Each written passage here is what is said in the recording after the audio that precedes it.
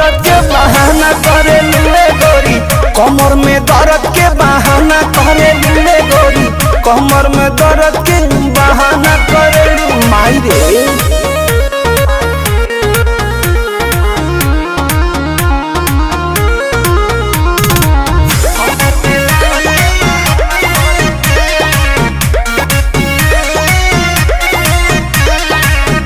दुपहरिया में धरिया कवरिया में भागेलू कूद के ना आवेलू पजरिया में, भागेलू कूद के ना आवेलू पजरिया में।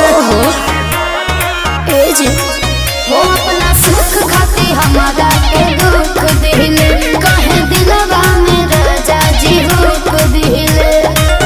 आज के नहीं खेतुरो जाना कर लू, आज के नहीं खेतुरो जाना कर लू, मांगिले मांगिले मांगिले जब जब माना करेलू, कमर में दर्द के बहाना करेलू रे गोरी, कमर में दर्द के बहाना करेलू रे गोरी, कमर में दर्द के बहाना करेलू।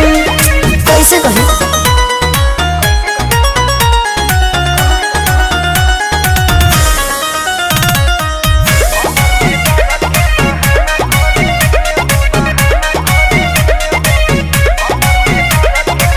बारू तू कमाल के रखेलू संभाल के, कहे छछनावा तारू निकी निहाल के, कहे छछनावा तारू निकी निहाल के।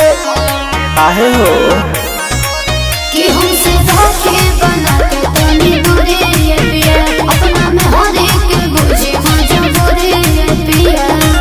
परमत प्रियांशु के ना खाना देवेलू, परमत प्रियांशु के ना खाना देवेलू, मांगिले मांगिले मांगिले जब जब माना करेलू, कमर में दर्द के बहाना करेलू रे गोरी, कमर में दर्द के बहाना करेलू रे गोरी, कमर में दर्द के बहाना करेलू।